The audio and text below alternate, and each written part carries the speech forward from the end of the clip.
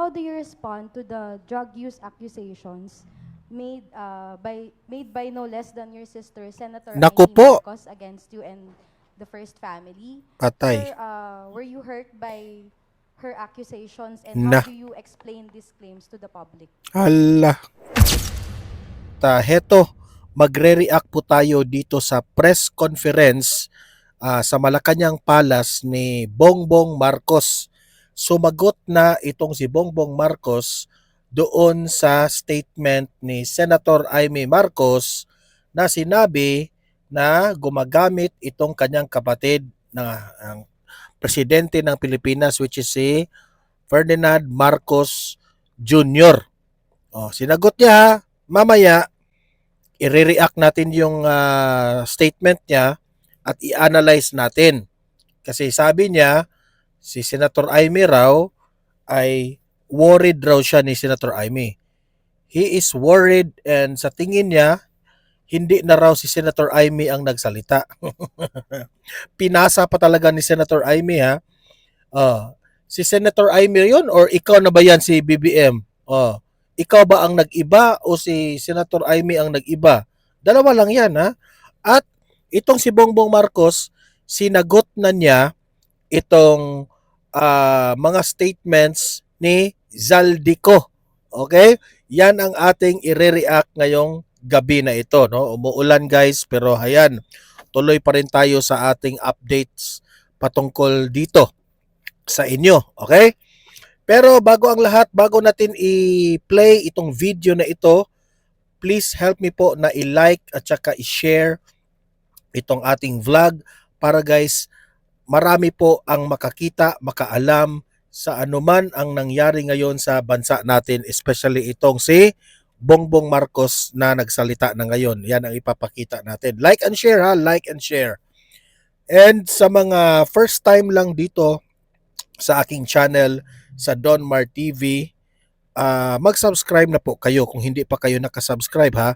Kasi libre lang po ang mag-subscribe, walang bayad yan, updated pa kayo sa ating mga trending na balita. Okay? So meron dyan nakalagay subscribe button, red color. Pindutin nyo yan para updated kayo lagi sa akin. Okay? So without further ado, i-play natin itong video ni Bongbong Marcos at tayo po ay mag-react sa kanyang sasabihin. Okay? Play!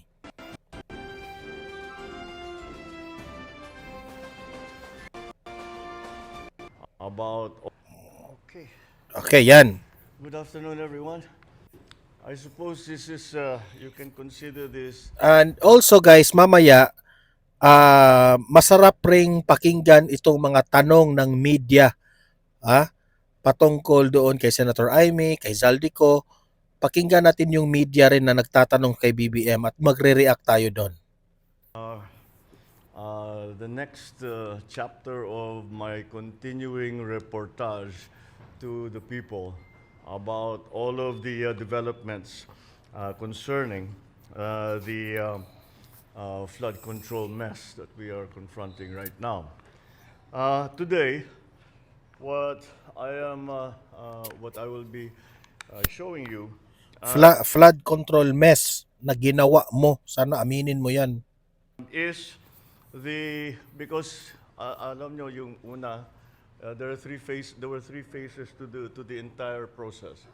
The first phase was to find out what the ghost projects were, what were the subspecs and Sa totoo lang, no, halata, no, naghugas kamay siya, no.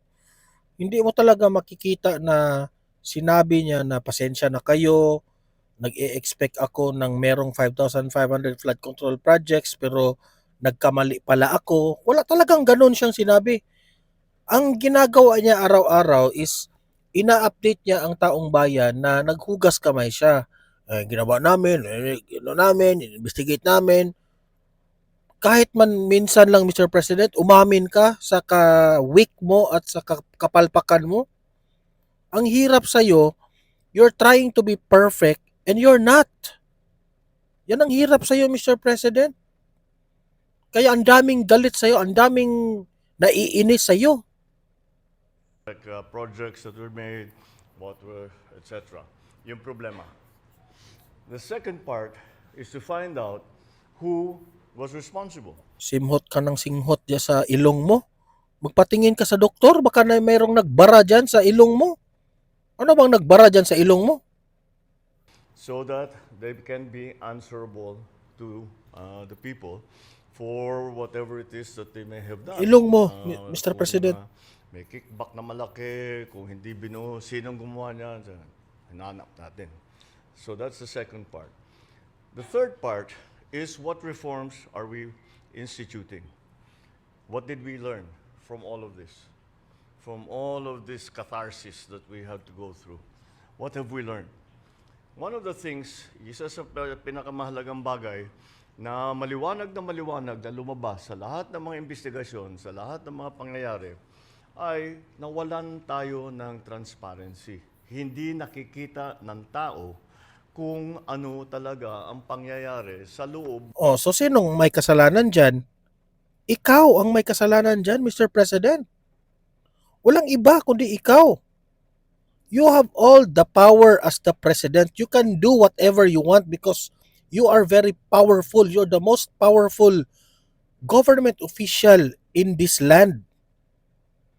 So wala kang ginawa. Walang transparency. Ikaw ang dahilan dyan. Bakit hindi mo yan inistrikto yan? Sobrang weak mo naman, Mr. President. Ng pamahalaan. Kaya naman kung ano-anong ginagawa, walang nagsusumbong dahil hindi nakikita na itatago nila. Etong mga wrongdoers na ito, tinatago nila yung kanilang kalokohan. Dahil hindi naman masilip ng pangkaraniwan na tao o kahit ng mga opisyal kung minsan.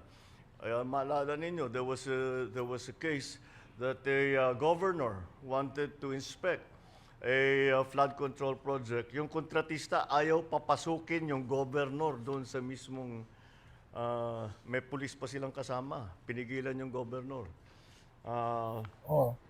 So sa tingin mo, lusot ka na doon.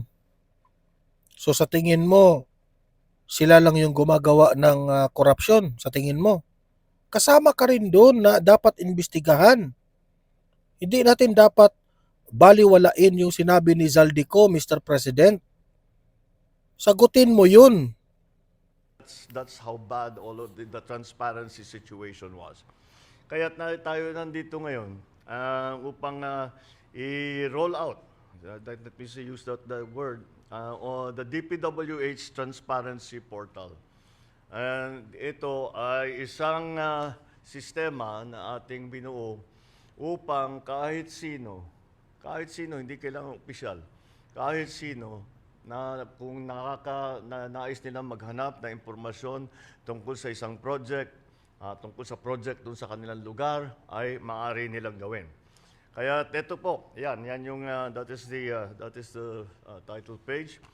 And let us use, namili kami para madaling pag-demonstrate, namili kami ng halimbawa, itong Eliseo Trinidad Access Bridge Project sa Pampanga River. Kung titignan ninyo, gamitin nyo yung search bar, makikita ninyo agad sa portal ang implementing office, ang contractor, ang halaga ng proyekto, ang accomplishment, completion date, at yung report. At agad-agad, kung meron kayong tanong, may issue tungkol sa proyektong yan, pwede ninyong pindutin ang report. Yan. Kung saan maaari ninyong itag ang proyektong bilang completed, defective, duplicate, unfinished, o ghost. Kung hindi naman, pwede ninyong makita ang ibang impormasyon pa tungkol sa proyekto tulad ng location data, kung nasaan, pati mailagay natin sa mapa, ang location data, map view, at saka yung eksaktong location ng proyekto. Meron ding tab para sa procurement detail. Paano ba pinocure ang mga materials para dito? Kung saan naman makita ang approved budget para sa isang kontrata, mga petsa ng procurement activities, kailan yung mga buying doon sa mga sa gamit, kung kailan na-advertise, kailan pinabid, kailan inaward, at iba pang mga detalye ng mga kontraktor na lumahok sa bidding at ang mga winning bidder. Meron naman sa Documents tab, pindutin yan. Documents tab naman, maaring ma-view o ma-download ang mga ito. Ito dahil ginagawa natin full disclosure, dahil karapatan na malaman ng lahat kung paano ginagastos ang pera ng bayan. Bawat proyekto, merong geotag na Sana sinali mo na rin yung picture ni Zaldico dyan, yung mga luggage ba? photo. Saan yung photo? Yan. Geotag na photo. Geotag, ibig sabihin may location, very specific location. Mula simula, habang ginagawa, at hanggang matapos, kung may ghost project, madaling makita ito.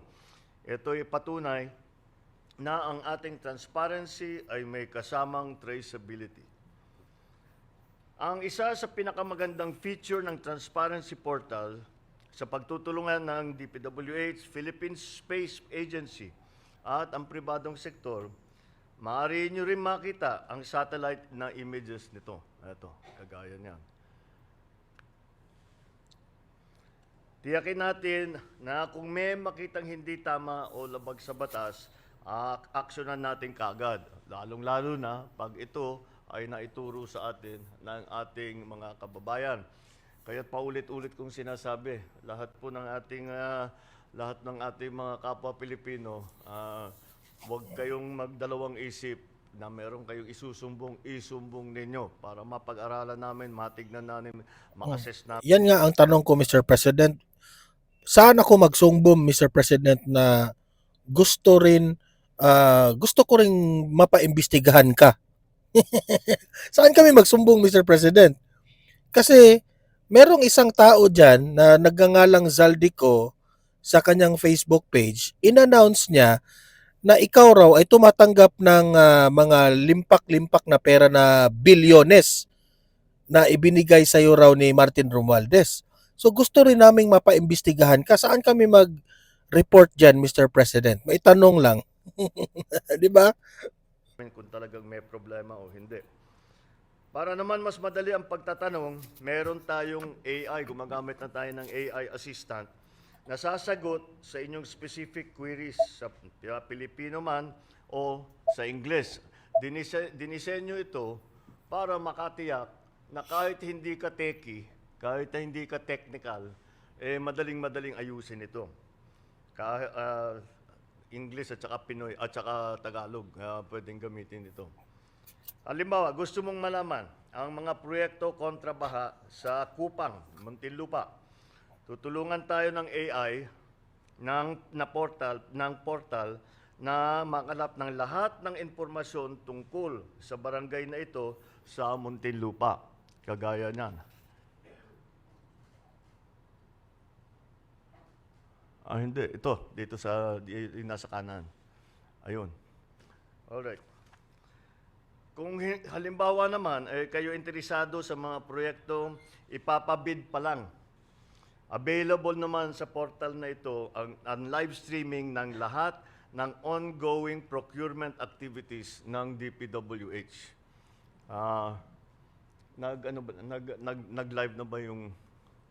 Nag-live na ba tayo dito sa... Ayan na. Kakasimula lang nito kaya tinatanong ko kung nag-live na mo. Kung nag-live na nga. Ayan, yung pwedeng manood sa mismong bidding process.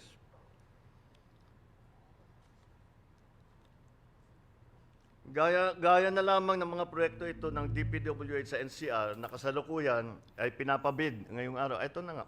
Pinapabid ngayong araw, ididirekta tayo ng portal sa page kung saan maaari ninyong mapanood live ang bidding process. Ito mas komprehensibo sa ating Sumbong sa Pangulo website dahil talagang napakarami na ang informasyon. Ang Transparency Portal ay hindi lang isang website. Ito ay isang pangako. Ito ay isang sagot na digital na pader laban sa korupsyon ay magpapatibay sa ating paniniwala. Ang pamahalaan bukas, tapat at nakikinig sa sambayanan. Kaya hiyakatin natin ang bawat Pilipino na makialam kayo, magtanong at mag-monitor. Gamitin natin ang bagong portal na ito. Kaya nga, nakamonitor kami kay Zaldico rin eh. Saan namin yun isumbong yung sinabi ni Zaldico na tumatanggap ng pera?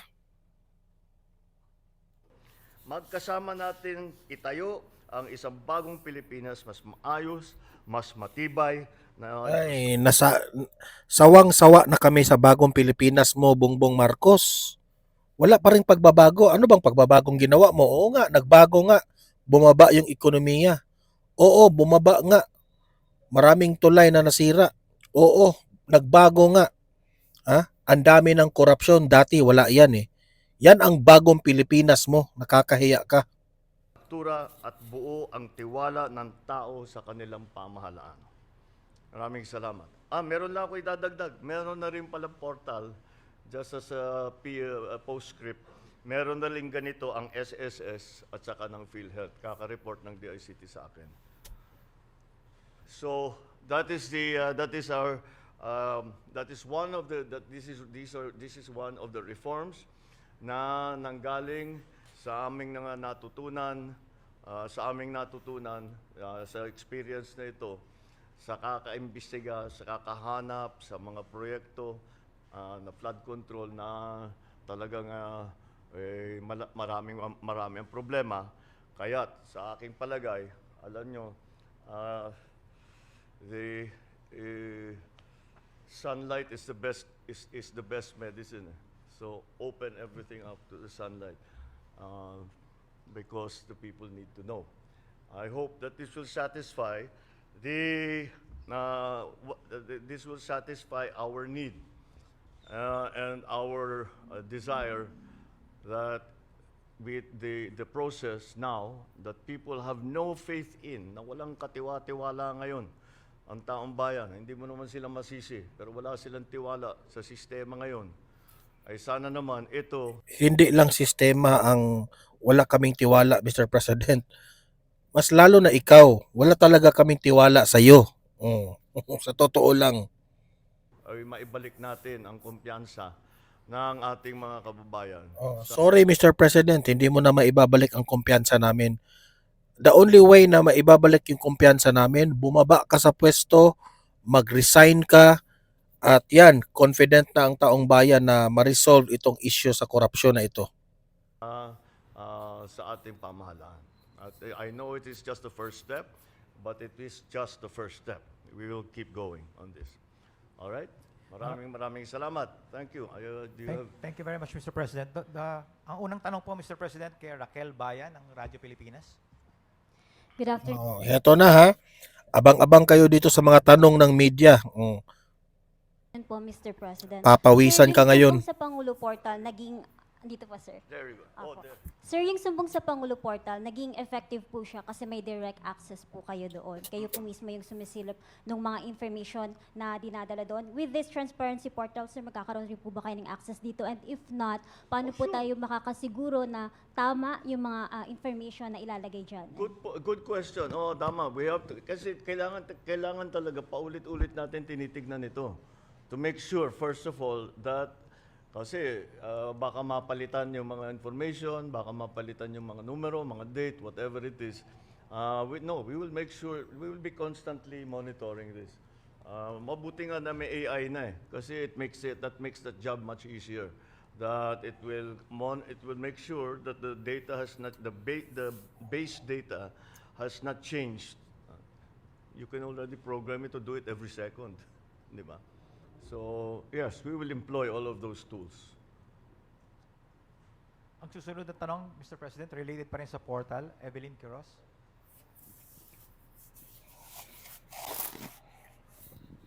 Good afternoon, Mr. President. Clarification lang po, ito pong portal, ginawa po ng DPWH with the help of PADSI, Philippine Aerospace po. Yeah.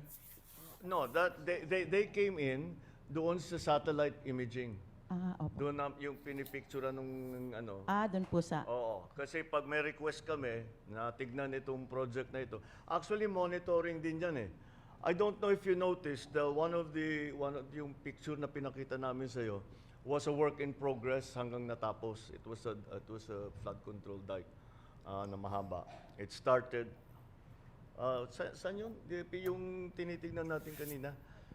Anyway, it Hindi ka ready ha, hindi mo alam. Presidente ka, di mo alam. was one of those, and that's constant naman ang monitoring. Before, hindi natin ginagawa. And then, follow up po, Mr. President. Pinakita po kanina dito yung actual bidding po sa isang lugar kung saan man pong DP District Office. Pero yung pre-qualification po ba, yung before po na actual bidding, kasama din po ba dito sa portal natin? No, because the prequel is not sa back na lang yung pupunta. Yung sa the prequel is not done like that way. The pre-qualification is done in an office pinag-uusapan na kinokomperensiya yan. So it's not useful for anybody to watch it. Pero kung merong ginagawa doon sa pre-qualification, lalabas sa bidding yan eh. Ba't yan lang ang nag-bid? Ba't nawala si ganito, si ganyan, si ganyan, si ganyan? Di ba? Lalabas at lalabas yan eh. Mr. President, Baka mag-fail bid pa. last question na lang po. Sure. Yung pong sinabi nyo kanina, nag-start po yung from anong agency, how much, sino po yung contractor, yung pang hanggang sa matapos, meron po tayong picture from start to finish. Pero na-consider din po ba ng DPWH na, kasi po ito pong na-file natin ng mga cases sa Sandigan Bayan, kasama po sa mga inisyong na warrant of arrest, yung po sa mga district offices na mga chief ng planning, sila po yung nag-review o tumitingin po actual sa mga project. Kasama po ba yun na kinonsider din po na pwedeng private na lang po yung parang mga PMO na ginagawa ng mga private offices po? Kung pwede. Hindi ko naintindihan. Kasi po ngayon, bawat district po, meron po tayong Ay nako, Presidente ka. 2 beses pa magtanong para maunawaan mo. Naku po, Mr. President, hina ng comprehension mo. tinatawag na hepe ng planning, Sure. ano po yun, Oo. secretary. Oo. Sila po yung titingin kung ano po yung actual. Yun nga po, dito nga po nagka-problema, hindi ho ba napapalusot? Na-consider po ba, or pwede po ba natin i-consider na magkaroon ng private mga engineers, yung mga PMO na tinatawag po? Para maiwasan po yung maulit ito. Kasi po ang purpose po natin ay maiwasan to, ma-resolve. So, pwede po bang ma-consider yun? Kasi po sa private, yun po ang alam kong ginagawa, Mr. President. Oo nga. Thank you po. Third party? Pwede. Third party inspector? If that's what's necessary, I just hope it doesn't. Basta hindi patagalin yung proseso, bakit hindi? Who will pay for it? Thank you, Mr. President. The next question from Maricel Halili. Hi, sir. Good afternoon. Good Sir, afternoon. on other issue, after the statement of Malacanang that E.S. Bersamin has voluntarily filed his resignation, E.S. Bersamin also spoke to the media saying that he was asked to resign. So, sir, first, was he asked to resign? Why did you decide to let go of both E.S. Bersamin and Secretary Pangandaman? And what does it say about the cabinet that E.S. and Secretary Pangandaman were dragged into this issue? Well, you know, Yung ilong mo. the question about the Chief Luke and myself, wala nag-usap na kami. And we understand each other and we decided to keep it between ourselves. There's no bad blood, there is no acrimonious feeling. Hindi yan pwede na keep within yourself, Mr. President. Ayon nga sa reporter ng ABS-CBN, nakalimutan ko lang yung pangalan, nandyan yan sa harap mo yung reporter na yan, na kailangan po namin malaman yan because nagdedemand ang taong bayan dyan. Ano bang nangyari? We are paying you. Kami ang nagpapasweldo sa mga government official. We are all taxpayers. These are taxpayers' money. May karapatan po kaming magtanong, malaman kung ano ang nangyari. To be transparent. Di ba? Sabihin nyo na. Huwag yung keep it sa amin na lang yun, ganun, ganyan. Hindi yan pwede sa amin, Mr. President. So meaning to say, if you practice that kind of attitude sa mga gabinete mo, so malaking tendency kung hindi kayo transparent sa mga ganyan, malaking tendency na meron pala kaming mga hindi alam na mga pinag-usapan nyo dyan. At hindi na namin alam dyan, korupsyon na pala yung mga pinag-uusapan ng mga tauhan mo. So kailangan namin malaman yan, di ba? That's fine. She sent me na because her name was dragged into the whole thing. You know, it makes it clear that whatever is going on, kung ano man ang mga questioning, kung ano man ang mangyayari, we want to be sure that she's not in a position where she might be suspected of influencing all that. Kasi when she's out of government, wala na siyang influensya. So, hindi mo masasabing inayos niya yung kaso niya. Thank you, Mr. President. We have time for 2 more questions, Mr. President. All right. Anna from GMA News Online.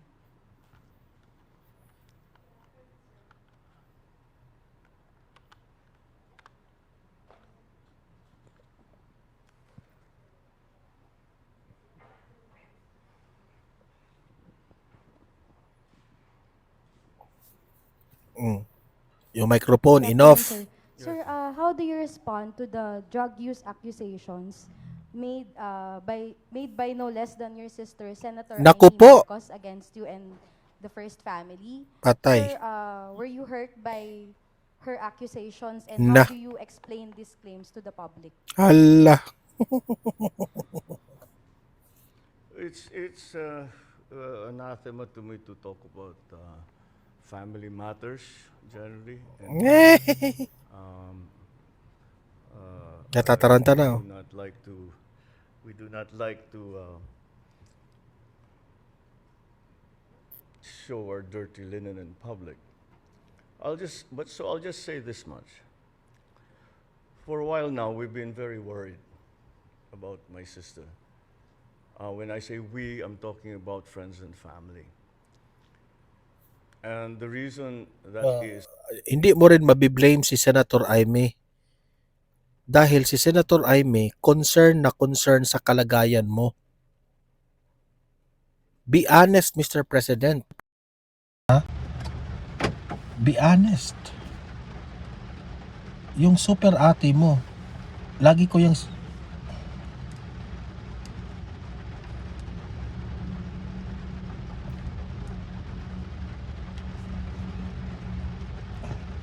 Teka muna ha. Ito. Kasi medyo na ano yung microphone. Oh, ayan, okay na. Yung super ate mo, Mr. President, sa totoo lang, concern lamang siya sa iyo. Yung super ate mo, Mr. President, siya ay abalang-abala sa kalagayan mo ngayon. So, hindi mo mabiblame si Amy Marcos na magsalita in front of many people.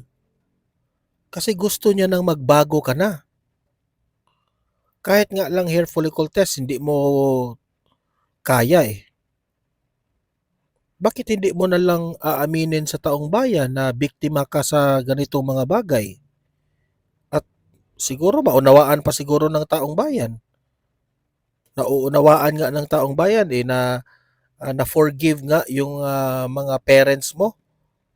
Nagmartial law yung tatay mo. Inakasuhang nangungurakot rin yung tatay mo. Pero still, na-forgive ng taong bayan yung ginawa ng tatay mo. At nanalo ka pa nga, di ba? Pero ngayon, ikaw sa sinapit mo ngayon, umamin ka na lang na there is really conflict between you and your sister because concern lang siya sa iyo sa mga ginagawa mo. Huwag mong sabihin na worried ako sa sister mo, problema ito ng pamilya. Hindi.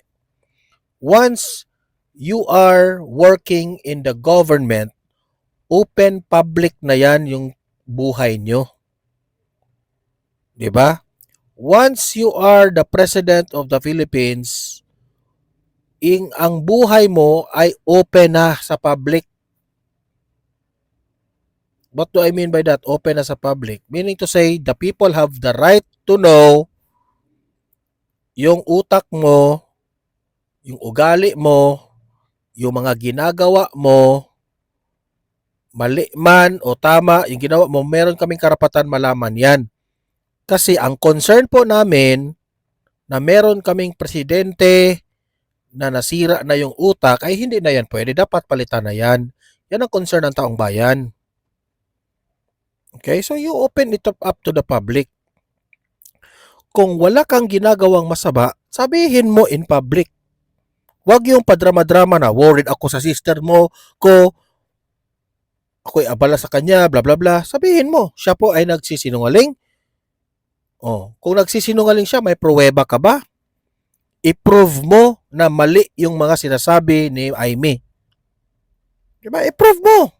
Hindi yung salita ka lang ng salita na wala ka namang pinuprove. Diba? Is because the lady that you see talking on TV is not my sister. And that view is shared by our cousins, our friends. Yung nagsalita raw si Aimee, hindi raw niya sister. Mr. President, nung isang buwan sinabi mo, kinausap mo ang tatay mo. Ngayon naman, kitang-kita naman namin na si Senator Aimee talaga yung nagsalita sa entablado. Tapos sasabihin mo ngayon, that is not my sister. Mr. President, I think siguro magpatingin ka na sa doktor, Mr. President, kasi sa tingin ko, Mr. President, ha, meron na sigurong saltik yung utak mo. Ako lang ay concern, ha, hindi ko po kayo kinukutya o tinitis o sinaway. I think magpatingin ka na, Mr. President, kasi duda kami na meron kang mga nakikita na hindi namin nakikita. Baka may something wrong na sa utak mo, Mr. President. We are very concerned about you. Kasi, Mr. President, hindi naman siguro kami tanga na hindi si Aimee Marcos ang nakita namin doon. Si Aimee Marcos yun. Sinong papaniwalaan namin? Ikaw o si Senator Aimee? Mas paniniwala siguro kami kay Aimee kasi siya naman yun ang hindi gumagamit, di ba? Hindi naman siguro siya jadik. Hindi naman siya siguro psychiatrist. Psychiatric, hindi naman siya siguro may psycho sa utak. Di ba? Mali pala yung psychiatrist. Hindi naman siya siguro may sira sa utak si Aimee. Matino naman si Aimee. Okay naman. Binoto nga yan ng taong bayan. Senador yan. What happened, Mr. President? Pati ate mo hindi mo nakilala? My God. This is a serious matter, Mr. President. Siguro magpatingin ka na sa doktor, Mr. President. Yung super ate mo, ang piliin mo, Mr. President, yan ang lagi kong sinasabi sa vlog ko. Huwag yung mga taong nakapalibot sa iyo ang pipiliin mo kasi at the end of the day, kung wala ka ng power dyan, Mr. President, para ka lang ng trapo. Wala na. Hindi ka aalagaan yan after. Iiwanan ka rin yan ng mga taong yan nakapalibot sa iyo. Pero itong super ate mo na si Senator Aimee Marcos, sa hirap at ginhawa, nandyan yan sa tabi mo. Hindi siya yan. Hindi siya yan. So, that's why we worry. So, we are very worried about her. I hope she feels better soon. Sir, quick follow-up lang po. Nagkausap na po ba kayo, sir? Or do you intend to talk to your sister? We don't really, we no longer travel in the same circles, political or otherwise. So, no. Okay, thank you, Mr. Thank you, President. Thank For you. the last question, Kung makikita mo ang body language ni Bongbong Marcos, ha, nagsalita siya pero nakaganon siya ba? Parang tinatakpan niya ang kanyang mukha. Ito lang yung analysis ko, ha. Pwede ako magkamali dito. Pero sa body language kasi, yung mga expert sa body language, makikita mo, ako nagsalita siya pero parang tinatakpan niya ang kanyang bibig at ang kanyang muka. Parang that is a sign of nagsisinungaling siya. Ito opinion ko lang ito ha. Theory ko lang. Na once magsasalita ka na you are touching your face, nakaganon yung bibig mo, ganon, parang tinatakpan mo yung sarili mo na nagsasalita ka, parang hindi ka confident sa mga sinasabi mo kasi nagsisinungaling ka. Yun ang basa ko ha. Yun ang basa ko sa kanya. Kat Domingo, ABS-CBN. Good Yan. afternoon, Mr. President. Sir, we understand that you earlier mentioned that you do not want to dignify Ito yung magaling na reporter ha, na prangkang-prangka. Ito, tingnan natin. statements from former you do not want to dignify statements from former Ako Bicol Party List Representative Zaldico, but he came out with a recent video claiming that you received over 50 billion, if I'm correct, in kickbacks. We know that you don't want to respond to this anymore, but the public begs for your answer. How do you actually convince the public that in this battle of he said versus you said, how do you convince the public that you are the more credible side of the story, and how do you respond to his allegations directly? Well, look at the quality of the statements. Alam mo, mahaba nang naging mga usapan natin tungkol sa fake news. Anyone can go online and make all kinds of claims and say all kinds of things. Paulit-ulit. But it means nothing. For it to mean something, umuwi siya rito. Harapin niya yung mga kaso niya. Kung meron siyang gusto sabihin, sabihin niya. Malalaman naman ng tao yan eh. Patunayan. But come home. Come home. Ba't ka nagtatago sa malayo? Ako, hindi ako nagtatago eh. Kung meron kang akusasyon sa akin, nandito ako. Gawin niyo pareho. At para patas lang naman. Okay. Thank you very much, Mr. President. That ends our Alright, press conference. thank you. So, parang sinabi niya na tinatanong siya, no? Kung sino ba ang papaniwalaan ng taong bayan? Yung sinabi ba ni Zaldico o sinabi niya? Okay? So, ang sagot lang niya, umuwi ka dito, Zaldico. Para sa akin, hindi yan ang tamang hindi yan tamang argumento.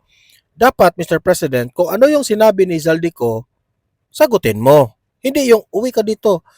Parang lumilihis ka sa tunay na argumento o tunay na issue.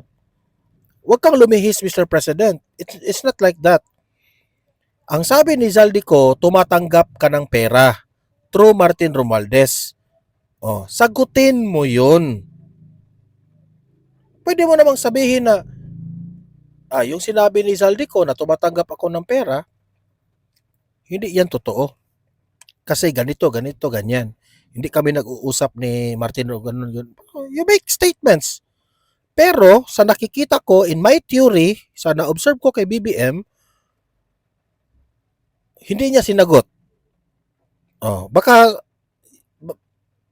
totoo siguro yung sinabi ni Zaldico kasi lumihis ka eh. At sinabi mo, umuwi ka na dito. Di ba? Theory ko lang yun ha. Sasabihin mo, uwi ka na lang dito, Zaldico. At harapin mo yung Mr. President, your name is involved. And we, the Filipino people, has the right to know your answers because kami yung nagsisweldo sa inyo. Yung tax po namin, ninakaw ng administrasyon na ito because of your negligence. Ang pera po namin, ang tax po namin, siniswelduhan kayo dyan. So kung ano man ang tanong ng taong bayan, sagutin mo ng accurate, detalyado. Huwag mong ibato kay Zaldico na pauwiin siya dito. Kahit man lang sa media, you give us your communication to the Filipino people. You communicate to us bakit hindi ka kurap, bakit wala kang kinurap. Ganun. Hindi yung, pauwiin na yan si Zaldico, blah, blah, blah, blah, blah, blah. Your name is involved. You have to be involved also in the discussion and through communicating the Filipino people, Mr. President. Diyan ka mali, Mr. President. Kayo mga audience dito na nanonood ngayon, ano sa tingin ninyo? Nagsasabi ba ng totoo si Bongbong Marcos o nagsisinungaling siya? I-comment dyan sa comment section ha. Ilatag yung argumento, babasahin natin yan.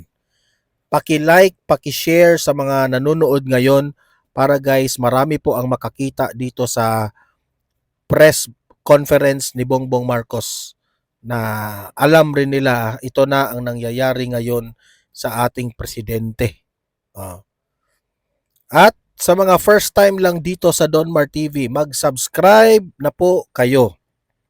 Kasi libre ang mag-subscribe, walang bayad yan. At updated ka pa sa ating mga balita. Just press the red button na may nakasabi doon subscribe, okay? So see you in my next video. Have a great day, have a great night. God bless po sa ating lahat. Mabuhay ang Pilipinas and God save the Philippines. Bye-bye.